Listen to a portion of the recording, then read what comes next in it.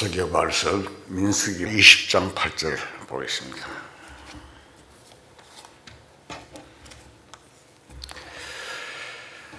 자, 읽겠습니다. 지팡이를 가지고 내 형 아론과 함께 회중을 모으고 그들의 목전에서 너희는 반석에게 명령하여 물을 내라 하라. 내가 그 반석이 물을 내게 하여 회중과 그들의 짐승에게 마시게 할지니라. 모세가 그 명령대로 여호와 앞에서 지팡이를 잡으니라. 모세와 아론이 회중을 그 반석 앞에 모으고 모세가 그들에게 이르되 반역한 너희들아, 너희여 들으라.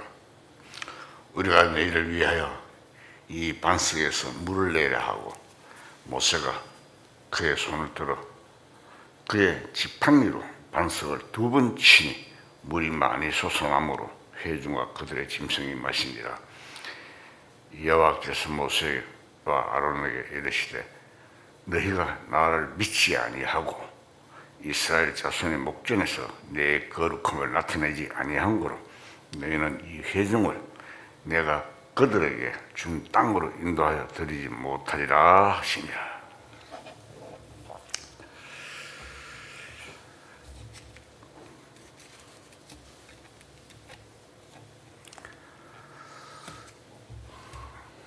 애굽에서 민족을 구출하는 임무를 맡은 모세는 요단강 건너편에 있는 느보산에서 가나안 땅을 바라보기만 하고 들어가지 못했습니다.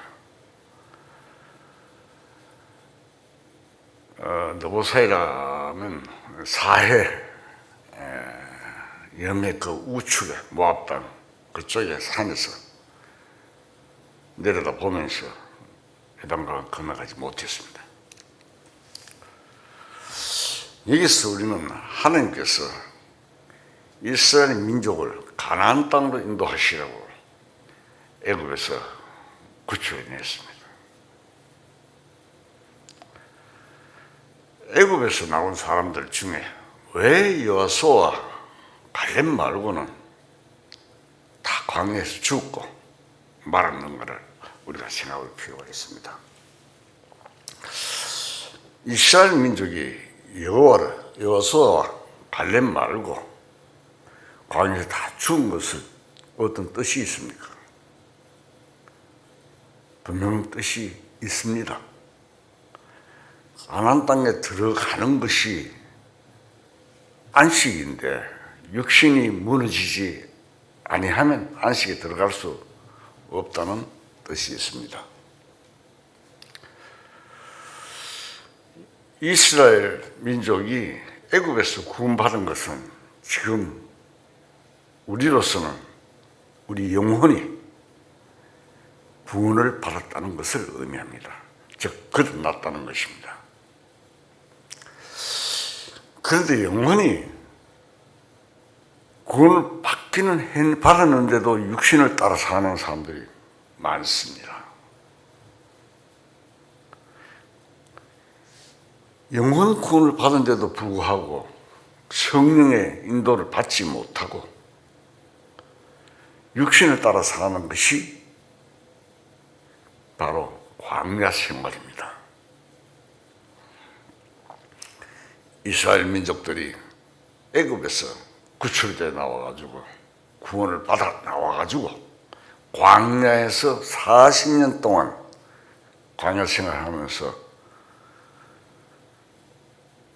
다 죽고 먼저 나온 사람들은 죽고 여호수아와 갈렙만 들어갔죠. 모세도 못 들어갔습니다. 가나안 땅에. 그래서 광야 생활을 통해서 육신이 무너지는 일이 나타나는데 그것이 바로 이스라엘 민족이 광야에서 죽는 것입니다. 이스라엘 민족이 광야에서 죽는다고 해서 영원한 천국에 못 들어간다고 하는 그런 주장을 하는 사람들이 있는데 그건 전혀 관계가 없습니다. 로마서 8장 6절을 한번 보겠습니다.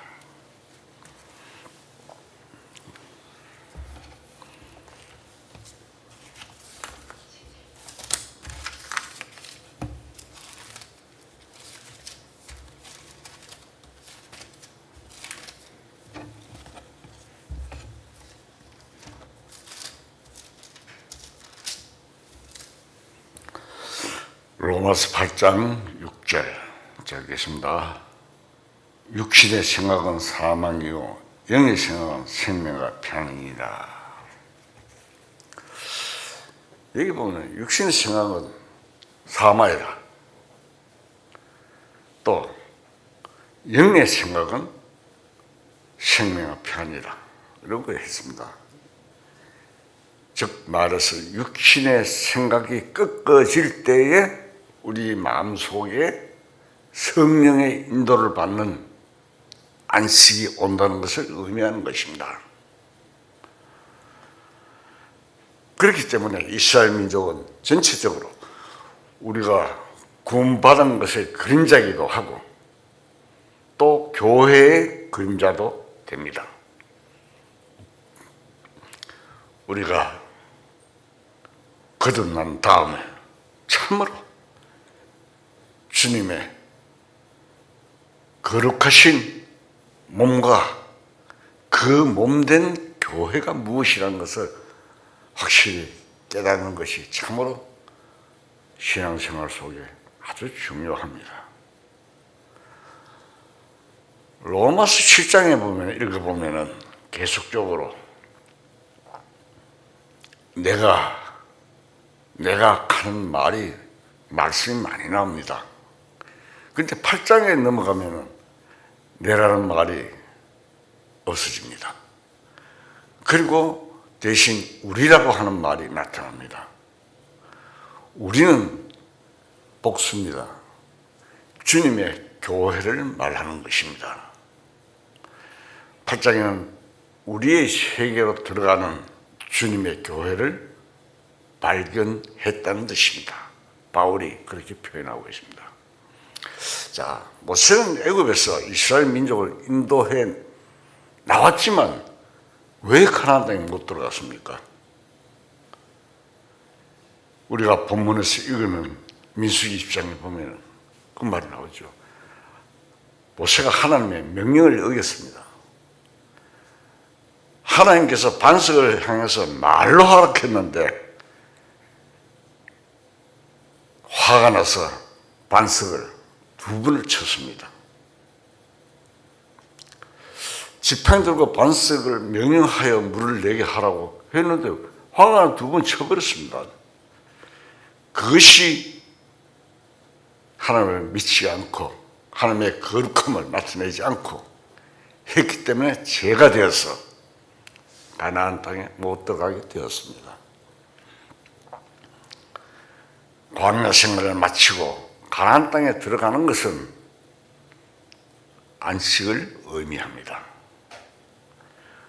그러나 그 이면에 어떤 뜻이 숨어 있습니다.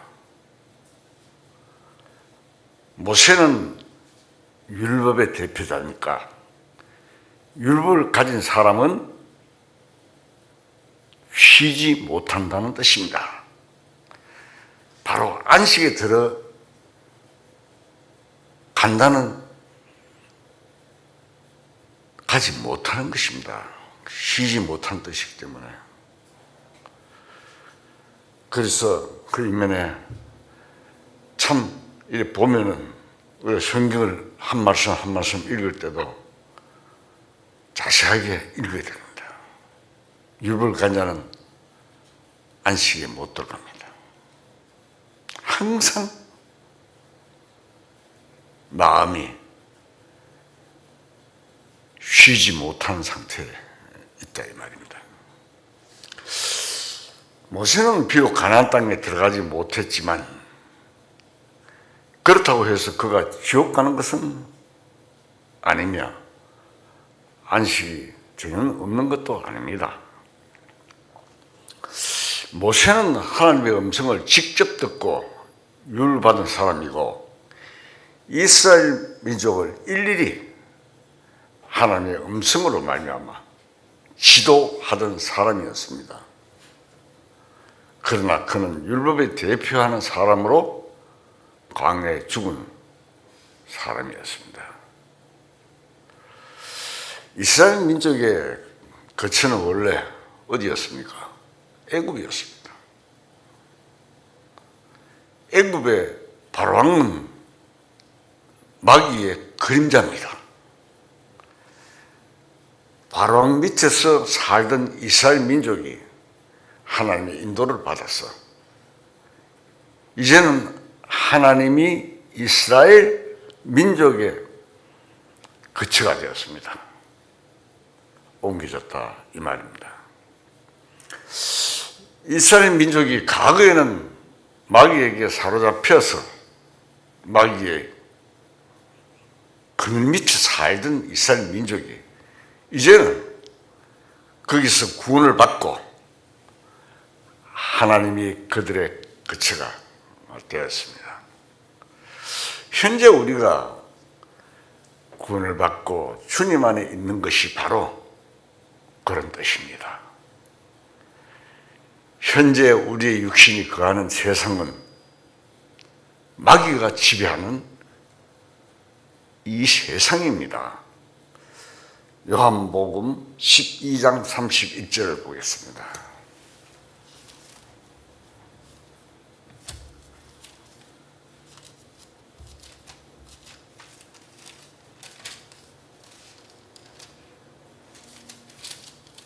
요한복음 12장 31절 자 읽겠습니다.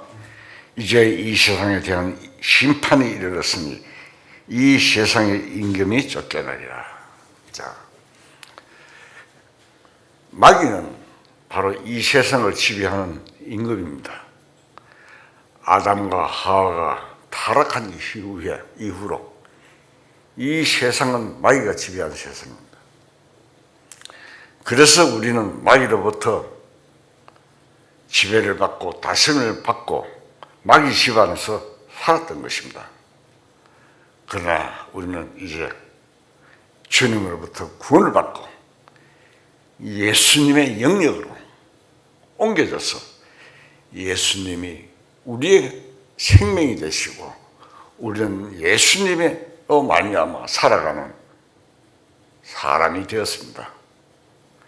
이러한 말씀은 현재 우리에게도 틀림없는 진리입니다. 이 세상의 모든 것은 다 시작이 있습니다. 우주 만물도 시작이 있고 마귀도 시작이 있습니다. 마귀 시작이 어디입니까? 천사가 타락한 것이 마귀입니다. 루시퍼라는 천사장이었습니다. 이 세상의 모든 우상과 이방신도 시작이 있습니다. 하지만 하나님은 영원전부터 이 세상이 있기 전부터 하나님이 계셨습니다. 이것은 굉장히 중요한 말씀입니다. 우리는 영원에 대한 상상을 못합니다. 끝도 없는 것이 영원입니다. 본래 하나님은 한 분뿐이시고 하나님 이외에는 아무도 없었습니다. 하나님이 모든 만물의 근본 원인이 됩니다. 요한복음 1장 1절을 한번 봅시다.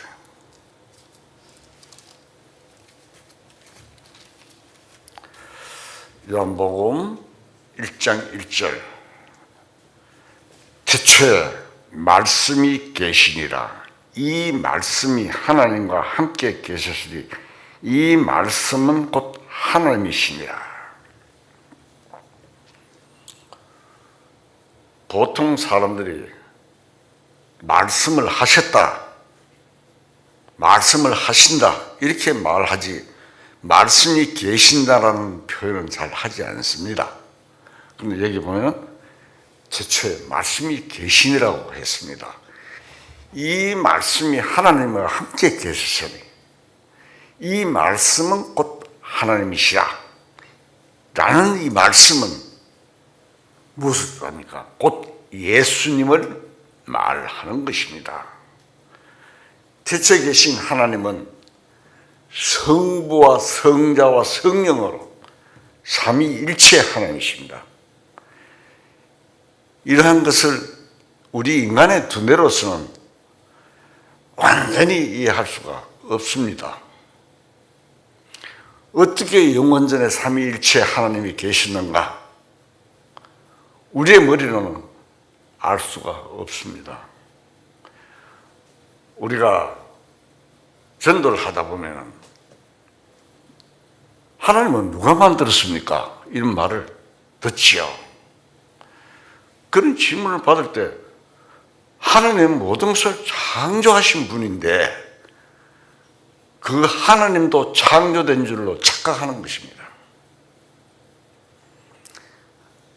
신학적인 수로로는 하나님을 제일 원인이라고 합니다. 가령 우리가 어떤 집은 누군가가 그것을 지었기 때문에 존재하는 것입니다. 그런데 그 집을 지은 사람도 부모가 있었기 때문에 생겨난 것입니다. 그렇게 계속 원인을 찾아 거슬러 올라가면 제1원인인 하나님에게까지 이르게 되는 것입니다. 하나님 어디서 생겨난 것도 아니고 누가 만든 것도 아닙니다.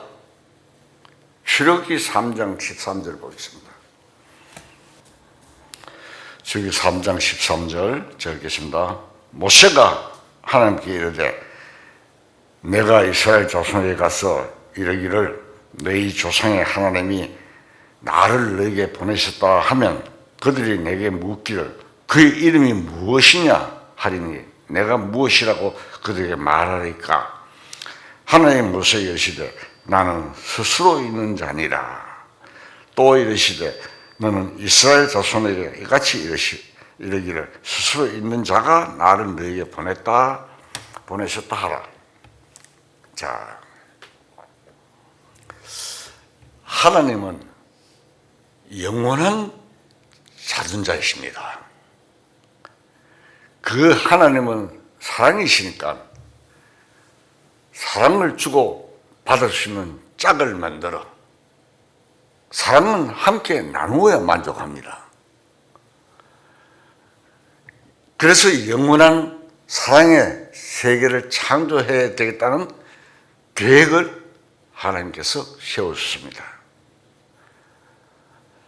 그래서 하나님의 형상대로 사람을 창조하시고 구원의 역사를 이루어 가시고 교회의 역사를 이루어 가시는 것입니다. 창세기 1장을 한번 봅시다. 1장 26절.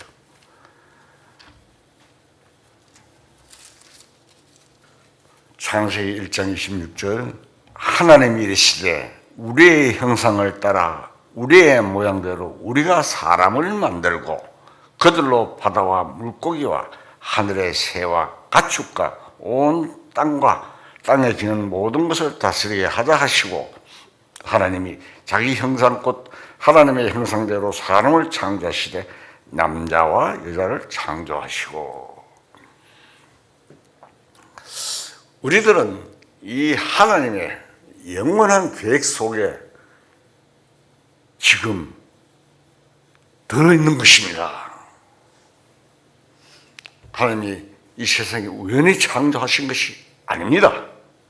목적과 계획을 가지고 창조하셨습니다. 하나님의 영원한 계획은 하나님의 사랑의 짝인 신부, 즉 교회를 이루어가는 것입니다. 교회는 주님의 신부가 되고 몸도 되고 하는 것입니다. 그래서 영원한 천국은 교회가 완성됨으로써 이루어지는 것입니다. 저 밤하늘에 저 무수한 별들과 해와 달 그리고 지구상의 모든 산란만상들은 다 하나님이 교회를 탄생시켜간 한 과정에서 생겨난 것입니다.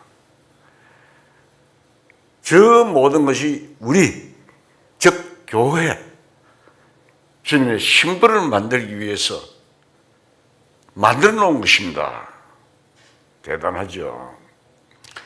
이 세상 사람들은 하나님의 근본 목표인 이 교회와는 상관없이 살아가고 있습니다.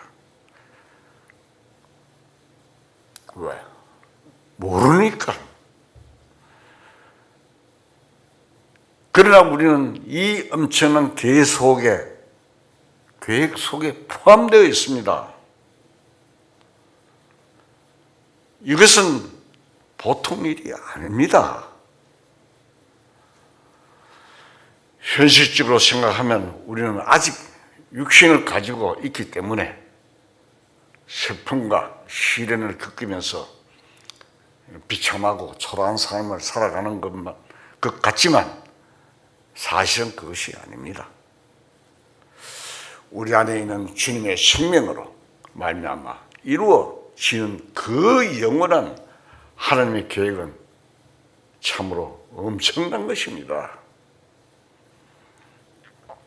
베드로전서 1장 24절을 보겠습니다.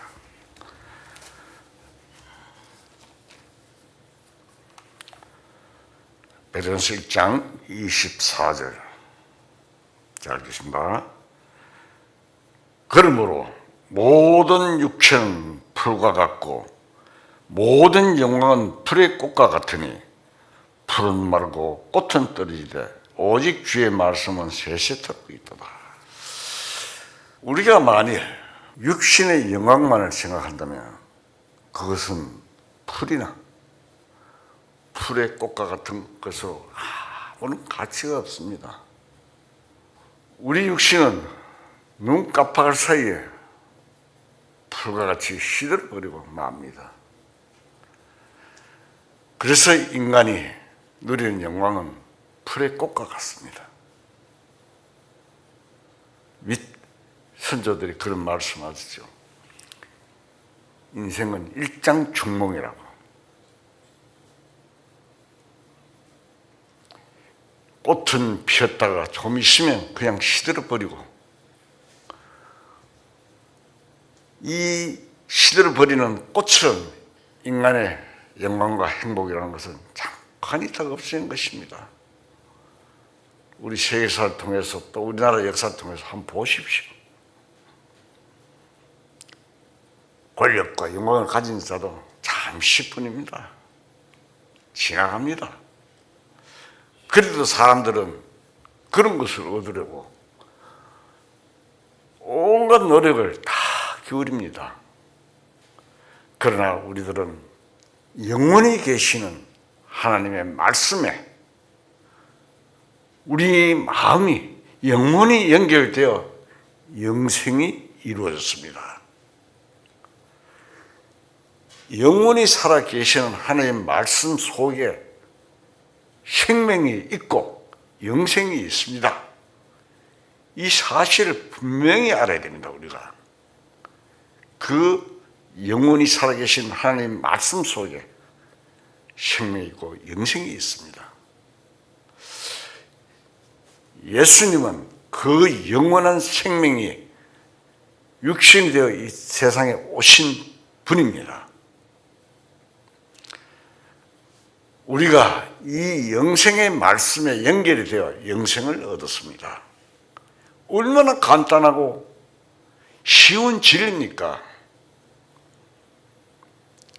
그래서 우리는 그 은혜 속에 살게 되었습니다. 요한복음 5장 24절 보겠습니다.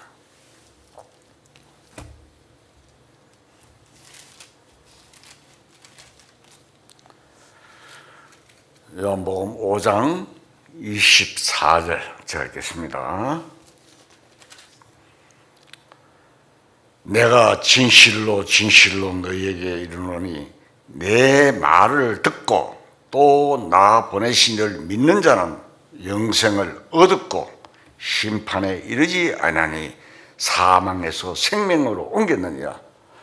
진실로 진실로 너희에게 이르노니 죽은 자들이 하나님의 아들의 음성을 들을 때가 오니 곧 이때라. 듣는 자는 살아나리라. 또 6장 63절 한번 보겠습니다.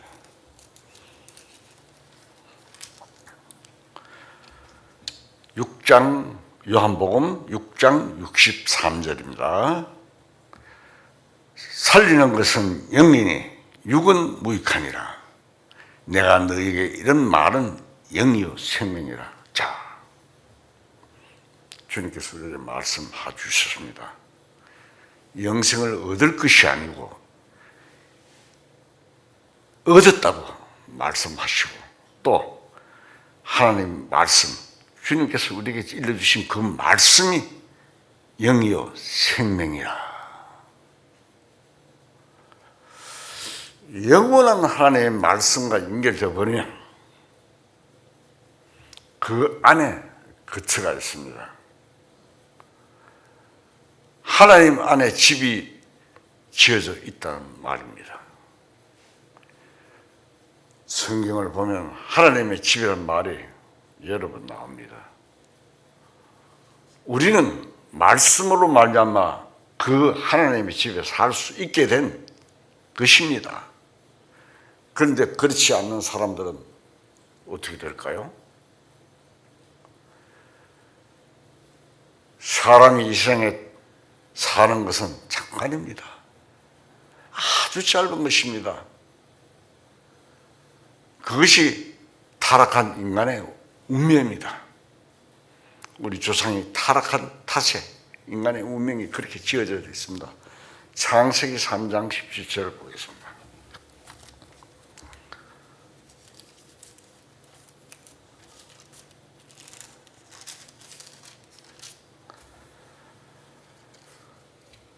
창세기 3장 17절 제가 읽겠습니다. 아담에게 이르시되 네가 내 아내의 말을 듣고 내가 네게 먹지 말라 한 나무의 열매를 먹었은즉 땅은 너로 말미암아 저주를 받고 너는 내 평생에 수고하여 그 소산을 먹으리라. 땅이 내게 가시덤불과 옹키를 낼 것이라. 내가 먹는 것은 밭의 채소인즉 내가 흙으로 돌아갈 때까지 얼굴에 땀을 흘려 먹을 것을 먹으리니 내가 그것을 취함을 입었으므로 너는 흙이니 흙으로 돌아갈 것이라 하시니라. 여기 보면 흙으로 돌아갈 때까지 얼굴에 땀을 흘려야 된다. 우리 육신은 한 점의 흙뭉치에 불과합니다. 사람들은 그 흙뭉치를 가꾸려고 애를 많이 씁니다. 찍어바르고 뭐 뜯어 곤치고 굉장히 애를 많이 씁니다. 인생은 흙뭉치니까 필연적으로 흙으로 돌아가게 됩니다. 본래 하나님이 사람을 흙으로 창조하셨는데 이 흙으로 창조한 인간에게 하나님의 말씀이 당기면은 뭐가 됩니까? 흙으로 창조된 인간이라도 영생할 수 있습니다. 하나님과 같이 영원히 살 수 있다는 겁니다. 요한복음 10장 35절을 한번 봅시다.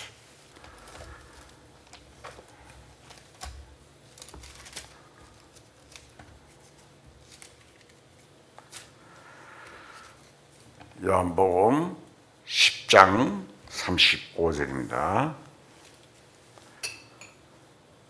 제가 읽겠습니다. 성경은 폐하지 못하나니 하나님의 말씀을 받은 사람은 신이라 하셨거든. 자, 하나님 말씀 받은 사람은 어디 있습니까? 신입니다. 세상 어떤 방법으로 해도 신이 될 수가 없습니다. 하나님의 말씀을 깨달아 받는 것 방법 외에는 없습니다. 그래서 하나님이 생명과를 내놓으신 것입니다.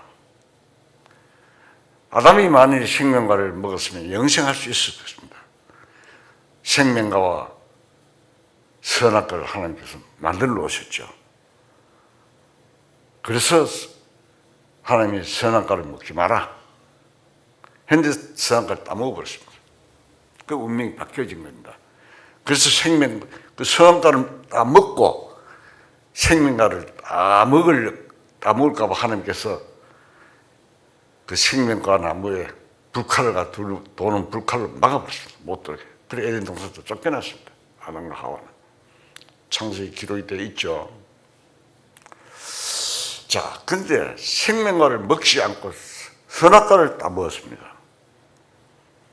그래서 영생을 얻을 수가 없었고 흙으로 돌아가도록 운명이 주어졌습니다.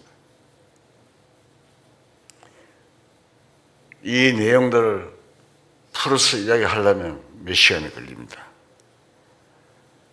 그대로 우리는 받아들이면 됩니다. 이 생명과는 무엇이냐? 바로 예수님입니다. 그 예수님이 이 땅에 오신 것입니다. 2000년 전에. 그 생명과를 먹으면 영생하는 사람이 될 수 있습니다.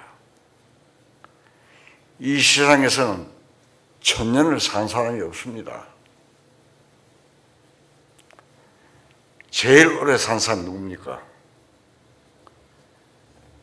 노아의 할아버지 머두셀라입니다. 머두셀라는 969세까지 살았습니다. 머두셀라의 조상을 가만 보면 성경 읽다 보니까 에녹입니다. 에녹 다음에 머두셀라, 그 다음에 머두셀라가 또 밑에 놓으면서 노아가 태어났습니다. 노아를 통해서 세상에 황인종, 흑인종, 백인종이 태어났습니다. 셈, 함, 야벳. 그렇죠. 창세기 5장 한번 봅시다.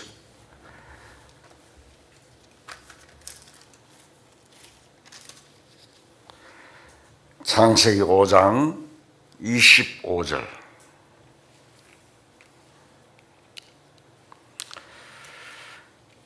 무두셀라는 87세에 라멕을 낳았고, 라멕을 낳은 후 782년을 지내며 자녀를 낳았으며 그는 969세를 살고 죽었더라. 그랬죠. 969세, 제일 오래 살았습니다. 사람으로 태어나가지고 이 세상에 사는 제일 오래 산 사람이 바로 노아의 할아버지 머두셀라입니다. 우리가 969 기억을 해놓으면 좋습니다. 앞으로 한 100년쯤 지나면 여기 우리가 있을 사람이 있습니까? 한 사람도 없습니다. 요새는 100세 시대로 가는데 지금 나이들 다 먹었으니까 100년 후에는 여기 사람이 없습니다. 자, 이것이 바로 인생입니다. 하나님께서 돌아가라고 이미 운명 지어 놓으셨기 때문에 돌아가야 됩니다. 뭐 어떤 공산주의를 지배하는 몇 사람이 젊은 사람이 장기를 뽑아 교체하면 오래 살 수 있다고 이런 말을 나오는데 그래도 가야 됩니다. 이런 인생을 곰곰이 생각해 보면 세상 사람들은 살 맛이 없죠. 왜? 어차피 가야 되잖아요. 그래서인지 자살한 사람들이 상당히 많습니다. 삶의 희망이 없지 않습니까? 생명을 받기 전에 사람들을 말하는 것입니다. 죽어버리면 만사 잊어버릴 것 같다고 생각하는 것입니다. 세계적으로 1년 동안 자살 숫자가 엄청나게 많습니다. 우리가 어릴 때 자살률이 스위스인가 하는 나라, 잘 사는 나라, 그런 나라들이 자살률이 많다고 해요. 근데 내가 어릴 때 그랬어요. 자살을 왜 하노? 잘 살면서. 이런 생각을 한 적이 있습니다. 그런데 우리나라가 세계에서 자살률이 1위랍니다. 저출산율도 세계에서 1위라고 그래요.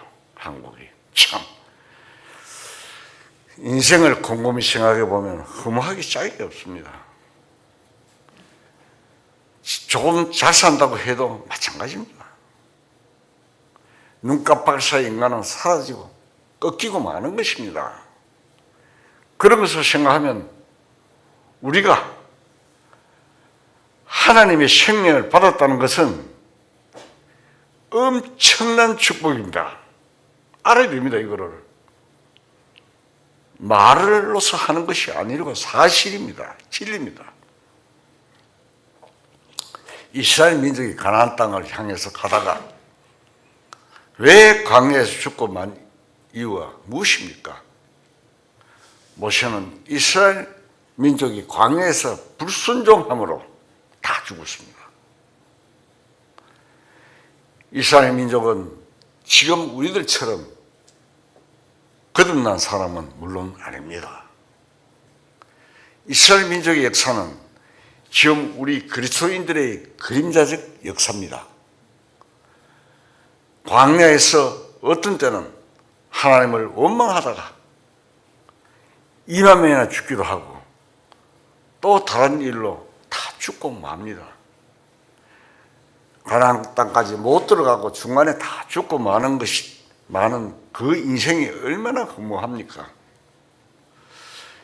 지금 우리는 하나님의 생명을 받고 구원을 받고 죄를 전혀 안 지을 수는 없습니다. 나 죄 거듭나고 난데 죄 한 번도 안 져서 거짓말하는 사람입니다.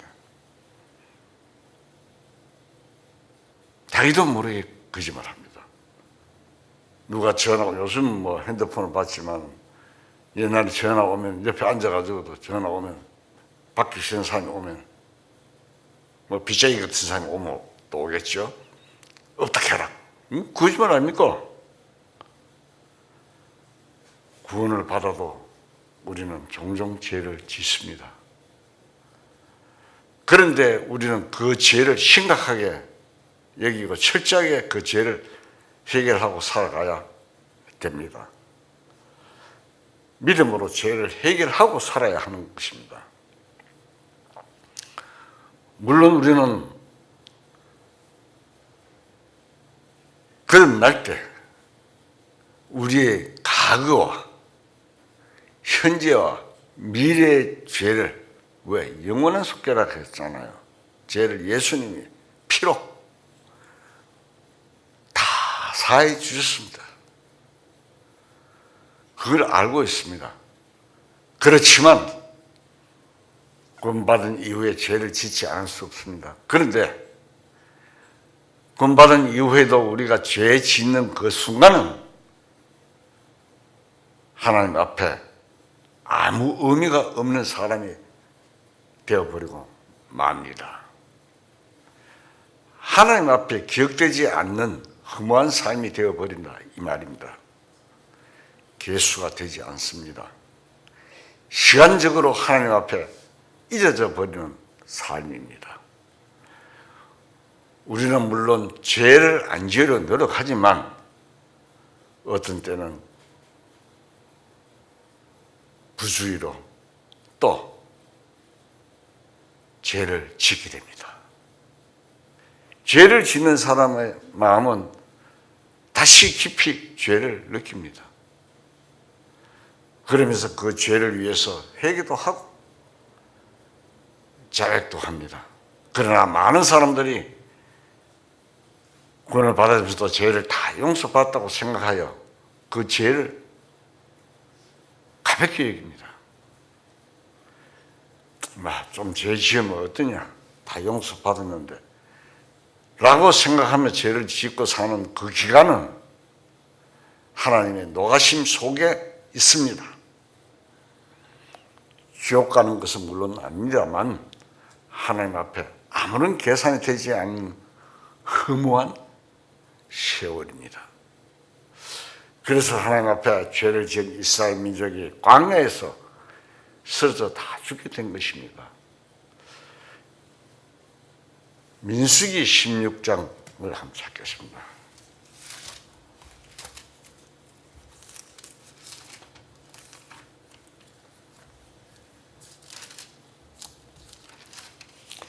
민수기 16장 1절.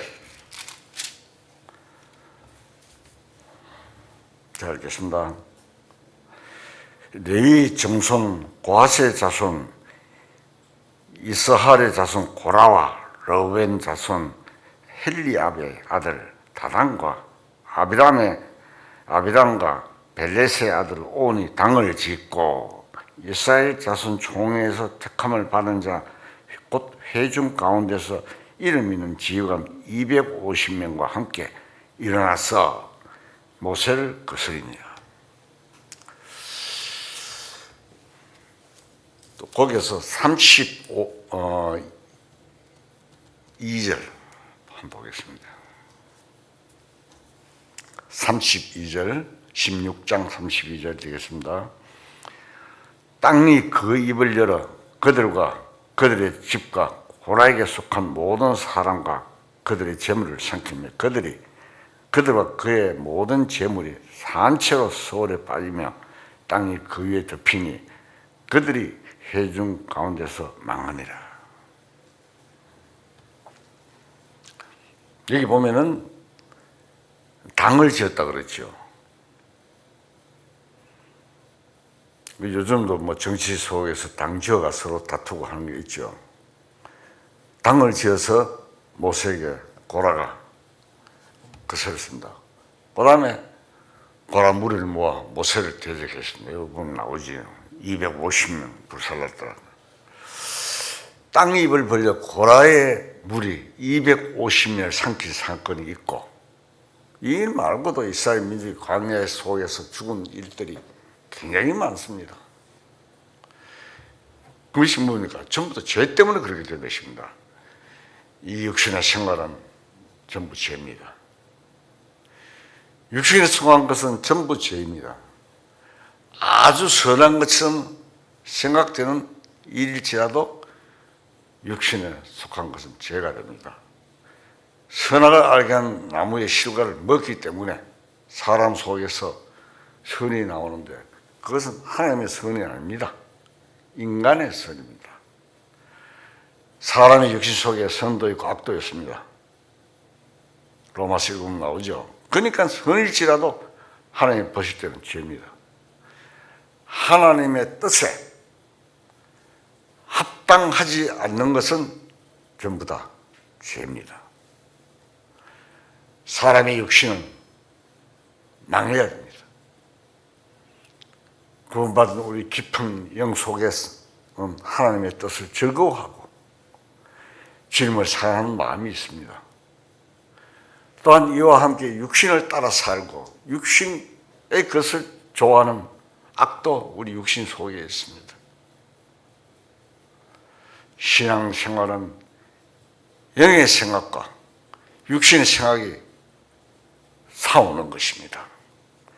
그래서 육신의 생각이 죽는 만큼 믿음이 성장하고 자라가는 것입니다. 우리에게 아무도 모르는 죄, 혼자만 알고 있는 죄가 있습니다. 그런데 주님의 얼굴빛 가운데 그 죄가 드러납니다. 2000전에 예수님이 십자가에 돌아가실 때 그 피로 말미암아 우리 죄를 다 씻어 주셨고 용서해 주셨지만 그 죄가 주님의 얼굴빛 가운데 나타나는 것입니다. 영원히 지옥 가는 죄는 용서되어 있지만 거듭난 이후에 지은 죄는 하나님 앞에서 처리가 되어야 합니다. 그것을 처리하지 않고 죄를 짓고도 뻔뻔하면 나중에 어떻게 됩니까? 그리스도 심판대 앞에서 그 죄가 나타납니다. 고린도후서 5장 10절 보겠습니다.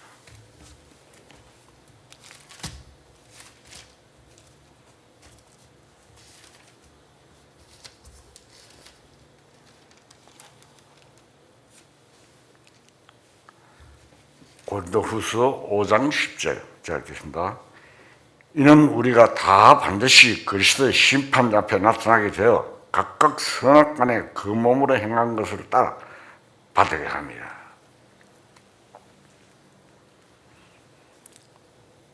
하나님의 말씀 피할 수 없습니다. 반드시 성취되는 것입니다. 이루어지는 것입니다. 나타나는 것입니다. 우리는 이 신앙생활 속에서 어떤 작은 죄라도 주님 앞에 다 내어놓고 해결해야 합니다. 그렇기 때문에 요한 1서 9장 9절에 보면은 만일 우리가 우리 죄를 자백하면 그는 미쁘시고 어려워서 우리 죄를 사하시며 우리를 모든 불의에서 깨끗하게 하실 것이요라고 되어 있습니다. 약속이 되어 있어요. 해결되는 방법이. 하나님과 나 사이에 생긴 죄에 대한 자백이 있어야 합니다. 그렇게 죄를 처리하면서 살아가야 합니다. 거짓말 해놓고도 뻔뻔스럽고 남에게 해를 끼쳐놓고도 모른 척하고 살면 물론 그것 때문에 지옥 가는 일은 없겠지만 현재 신앙생활에서도 악영향을 미치고 나중에 그리스도 앞에서 심판이 반드시 있습니다. 우리가 구원을 받았지만 그 후에 죄를 지으면 마음이 불안합니다. 누가복음 19장에 보면 게으르고 악한 종이 주님이 심지 않은 데서 그두고 해치 않은 데서 모은다고 하면서 주님을 비방했습니다. 그 말은 굉장히 큰 악입니다. 그것이 무슨 말이냐 하면 구원 받았는데 뭔지 모르지만 그 마음에 주님이 들었다는 뜻입니다. 나중에 주님 앞에서 악한 종은 책망을 받게 됩니다. 악한 종은 주님이 무섭습니다. 그러나 주님은 원래 그런 분이 아니십니다.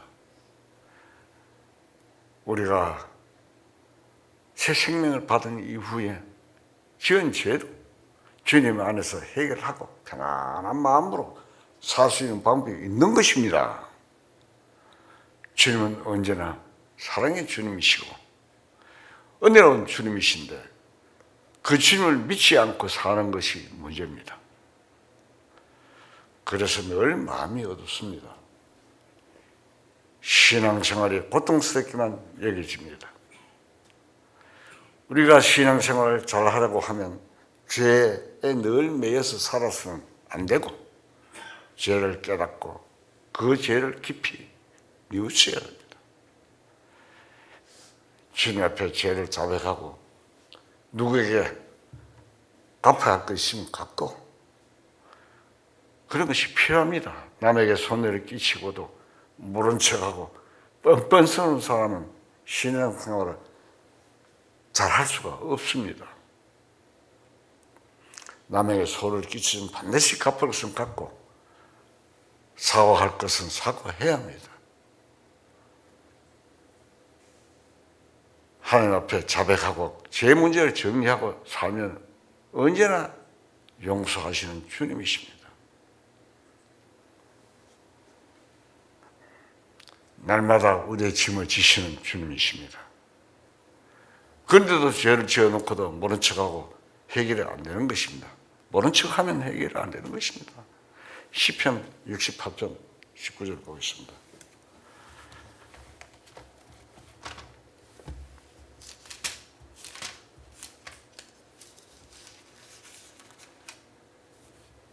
시편 68편 19절에 되겠습니다.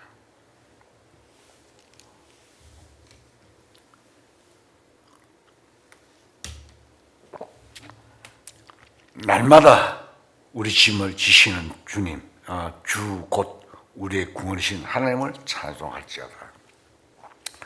여기 보면 날마다 우리 짐을 지시는 주님이십니다. 또 시편 90편을 한번 봅시다.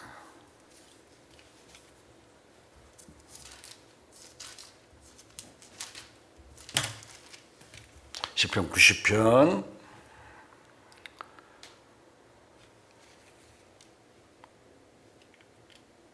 10절입니다. 우리의 연수가 70이요 강건하면 80이라도 그 연수의 장은 수고와 슬픔뿐이요 신속히 가니 우리가 날아가나이다. 사람이 이 세상에 자기 딴에는 행복에 오래 산 것 같아도 그 날짜를 계산해 보면 참 별 것이 없습니다. 우리가 잘 아는 문학가 게테가 막 하기로 나는 일평생을 4주간의 행복도 누려보지 못했다고 말했습니다. 유명한 말이 있죠. 실상 우리의 인생은 화가 나거나 속이 상하거나 슬퍼하거나 걱정하거나 하는 것이 거의 전부입니다. 눈 뜨면서부터 꿈속에서도 시달리는 사람이 있어요. 행복은 순간적인 것뿐이고 그 다음에는 슬픔과 고통이 연속되는 것이 인생입니다.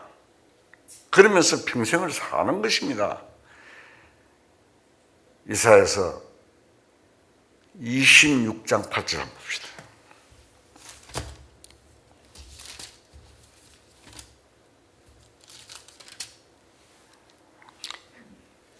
이사야서 26장 8절 잘 읽겠습니다.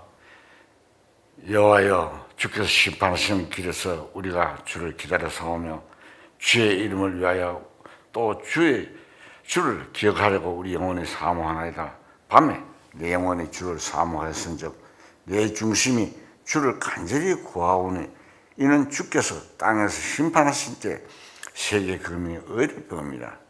악인은 은총을 입을지라도 의를 배우지 아니하며 정직한 자의 땅에서 불의를 행하고 여호와의 위엄을 돌아보지 아니하는도다. 자, 우리의 죄가 얼마나 무서운지 죄를 향하신 하나님의 진노가 무엇인지를 알았기 때문에 지옥에 대한 죄를 지은 자는 어떻게 된다 하는 걸 알았기 때문에 우리가 그 죄를 돌이켜 구원을 받았습니다. 이 사실을 알면 누구든지 구원을 받을 수가 있습니다. 죄에 대한 하나님의 심판과 진노가 참으로 무서운 줄 알았기 때문에 우리가 구원을 찾은 것입니다. 그러나 세상 사람들은 그것을 모릅니다. 그래서 악인은 은총을 입을지라도 의를 배우지 아니하며 정직한 자의 땅에서 불의를 행하고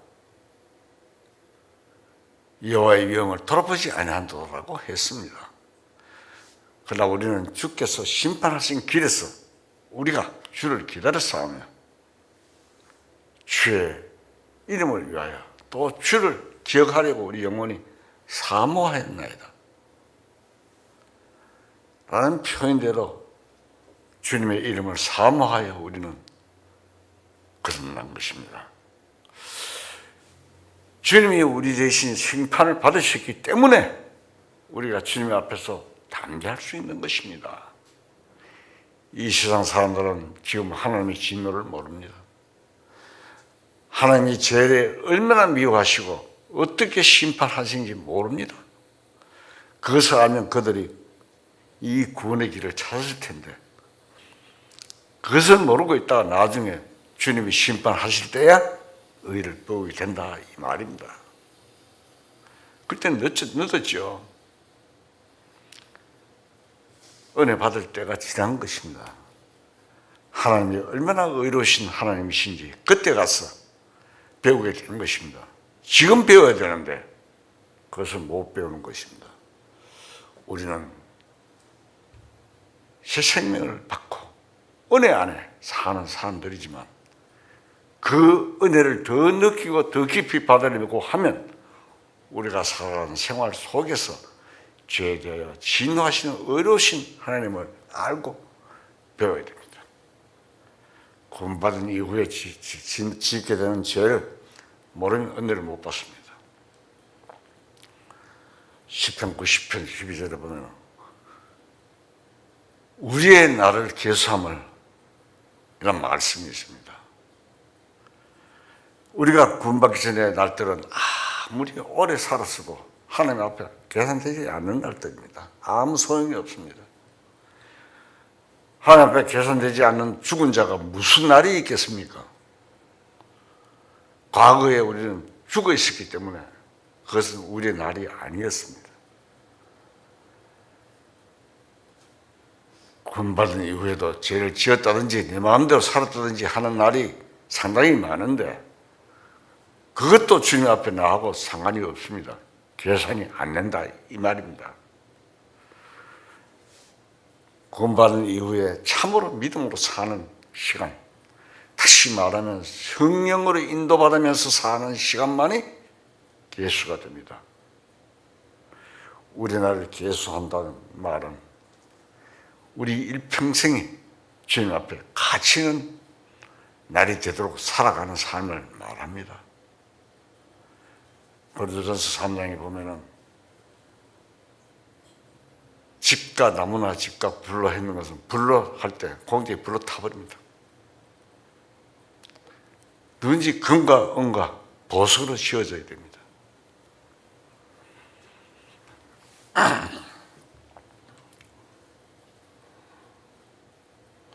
우리 모두가 구원받은 이후에 주님께 인정받지 못한 날이 많이 있지 않습니까? 주님 앞에 캄캄하고 지난 날 아무 의미 없이 지난 날을 다 빼버리고 내 날이 며칠이 될까요? 우리 나라를 계수할 줄 아는 생활이 참된 신앙 생활이라는 말입니다. 온 세상을 다 죽어도 바꿀 수 없는 제일 큰 지혜는 주를 경외하는 것입니다. 우리가 신앙생활을 잘하는 것이 제일 귀한 것입니다. 지금은 이런 얘기를 들어도 실감나지 않겠지만 나중에 주님 앞에 설 때 가서 그 사실을 참으로 알게 됩니다. 신앙생활을 잘하는 것이 참 지혜로운 생활입니다. 우리가 하루를 지혜롭게 지혜로운 자의 삶을 살면 하나님 앞에 가치 있고 계산이 되는 시간이 되지만 그렇지 않으면 그날 그 시간은 아무 가치가 없어 버리고 마는 것입니다. 우리가 죄를 지는데도 하나님이 우리 삶에 관여하신다고 생각하면 안 됩니다. 내가 죄를 짓는 순간에도 물론 하나님이 나를 버리시지는 않지만 그 순간은 하나님이 떠나 있는 순간입니다. 실제로 하나님이 우리를 버리시거나 멀리 가신 것이 아니고 우리 마음이 하나님에게서 멀어진 것입니다. 우리는 죄를 짓고 돌이키지 않는 그 시간은 믿음으로 사는 시간이 아니라는 뜻입니다. 우리가 구원받은 의인이기도 하지만 그래도 의인으로서 의인의 길을 걷지 않으면 안 됩니다. 의인의 길은 믿음의 길입니다. 우리가 빛을 얻거나 의를 얻는 것은 다 믿음의 문제지 행위를 앞세우는 문제가 아니지 않습니까? 우리가 죄를 짓는 것도 믿음이 없어졌기 때문입니다. 우리는 죄를 지었어도 믿음으로 말미암아 다시 의를 회복하고 그의 안에서 살게 되는 것입니다. 우리가 믿음이 없기 때문에 의인이지만 의인의 길을 걷지 않고 죄를 지으면서 살고 있다 이 말입니다. 우리는 믿음으로 말미암아 의롭다함을 받은 사람들입니다. 우리는 우리의 삶을 통하여 하나님의 의를 나타내려고 사는 사람들입니다. 그러나 구원을 받았는데도 여전히 거짓말을 잘하고 남을 속이면 사람들은 저런 사람이 예수 믿는 사람이냐고 무시해버리고 됩니다. 그러면 하나님의 의가 영광을 가르는 자가 됩니다. 남을 속이지 않고 남에게 해를 끼치는 것이 있으면 찾아가서 사과하는 것이 예수 믿는 사람의 자세입니다. 하나님의 의를 전파하는 것입니다. 베드로전서 1장 15절 한번 봅시다.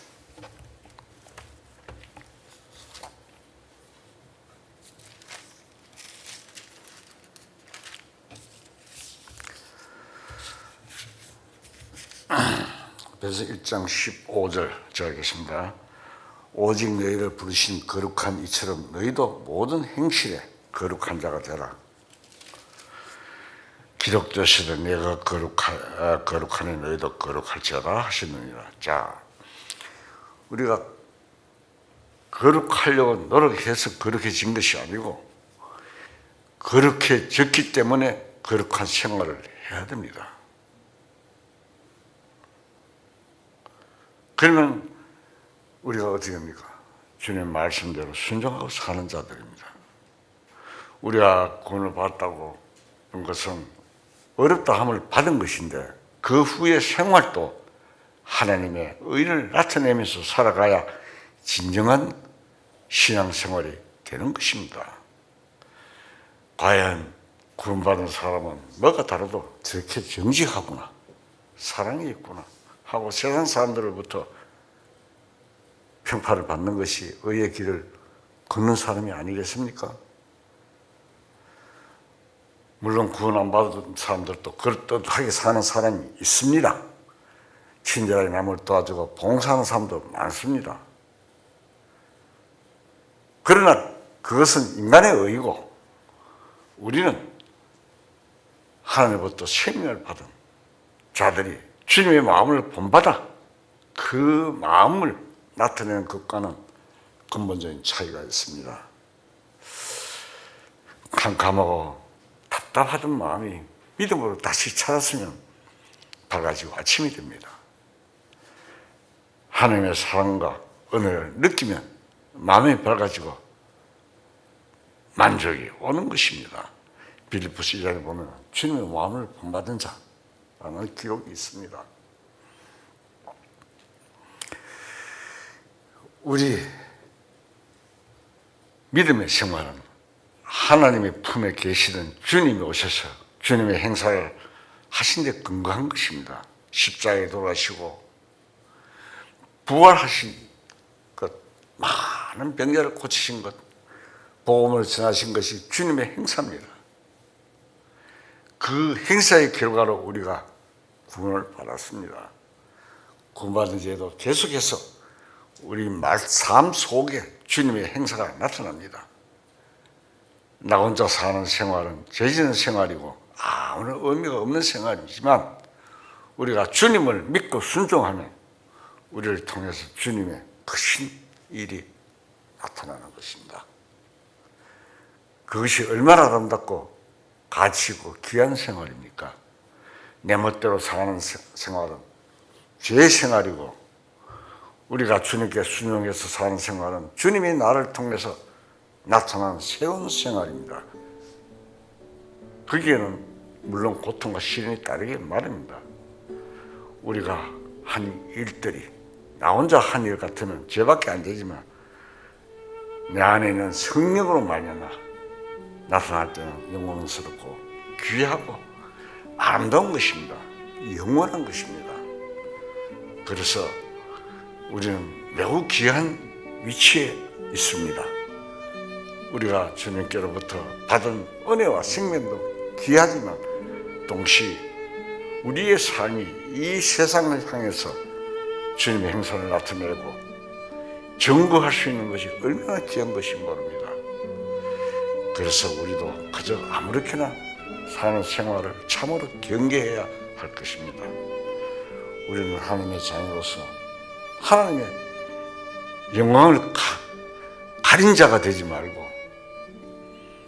무엇을 하든지 하나님의 영광을 돌리는 자로서의 삶을 살아가야 하는 것입니다. 다 같이 기도하시겠습니다.